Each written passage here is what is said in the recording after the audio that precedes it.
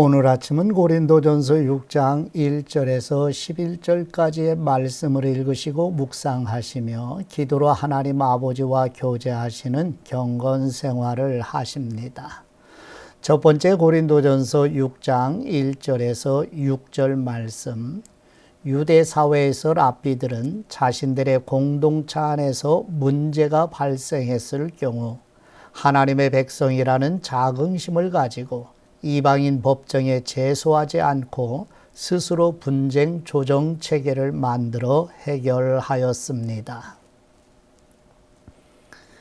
고린도 교회 성도들은 그리스도의 의로 의롭게 된 의인으로서 장차 천사와 세상을 판단할 위치에 있는 성도 자신의 신분을 모르고 성도들 사이의 문제를 하나님의 법을 알지 못하는 세상 법정에 불의한 사람들에게 제소하는 일을 금하라고 사도 바울이 권고합니다. 고린도전서 6장 1절 말씀. 너희 중에 누가 다른 사람과 더불어 다툼이 있는데 구태여 불의한 사람들 앞에서 고발하고 성도 앞에서 하지 아니하느냐.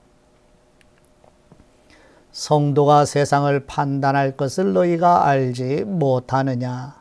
세상도 너희에게 판단을 받겠거든 지극히 작은 일 판단하기를 감당하지 못하겠느냐.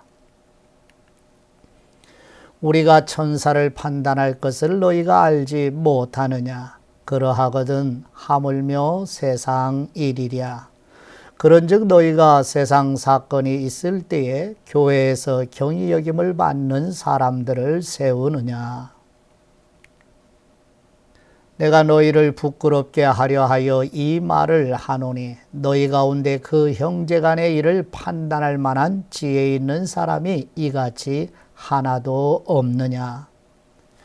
형제가 형제와 더불어 고발할 뿐더러 믿지 아니하는 사람들 앞에서 하느냐. 아멘.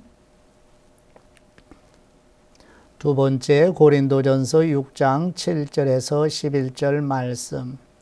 그리스도인들이 서로 송사하는 일은 교회의 세상에 대한 도덕적인 패배이며 그리스도의 몸을 이루는 지체라는 믿음과 모순되며 세상의 권세에 굴복하는 것으로 사랑의 계명을 버리는 이기적인 욕심에 지배를 받는 부끄러운 일이라고 직면시켜 줍니다.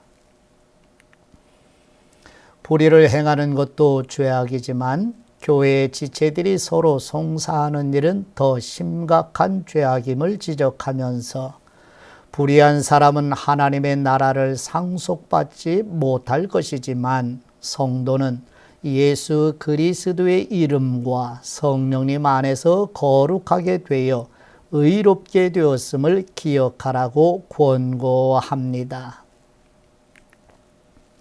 고린도전서 6장 7절 말씀. 너희가 피차 고발함으로 너희 가운데 이미 뚜렷한 허물이 있나니 차라리 불의를 당하는 것이 낫지 아니하며 차라리 속는 것이 낫지 아니하냐. 너희는 불의를 행하고 속이는구나. 그는 너희 형제로다. 불의한 사람이 하나님의 나라를 유업으로 받지 못할 줄을 알지 못하느냐. 미혹을 받지 말라.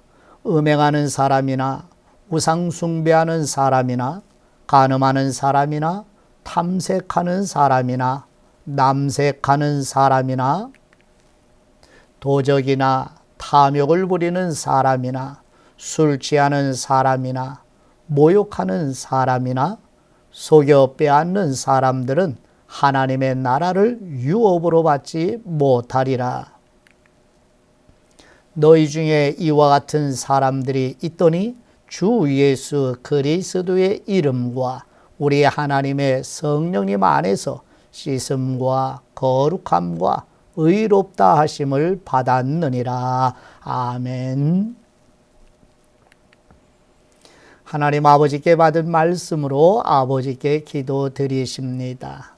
성도라는 고귀한 신분을 주신 우리 하나님 아버지, 유대 랍비들은 공동체 안에서 문제가 발생할 경우 하나님의 백성이라는 자긍심으로 이방인 법정에 제소하지 않고 스스로 분쟁 조정 체계 안에서 체결한 역사적 교훈을 되새기도록 도와주옵소서.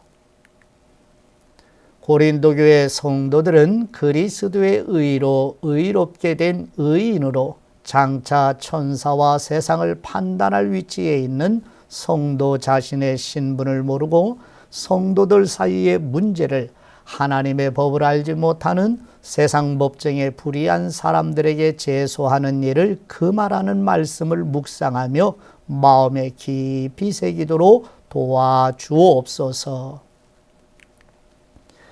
그리스도인들이 서로 송사하는 일은 교회의 세상에 대한 도덕적인 패배이며 그리스도의 몸을 이루는 지체라는 믿음과 모순되고 세상의 권세에 굴복하는 것으로 사랑의 계명을 버리는 이기적인 욕심에 지배를 받는 부끄러운 일이라는 말씀을 성령님의 조명해 주시는 은혜로 더 깊이 깨닫게 하옵소서. 우리를 대신하여 속죄제물과 화목제물로 십자가에 죽으시고 부활하셔서 성령님을 보내주신 우리 주 예수 그리스도의 이름으로 기도드립니다. 아멘.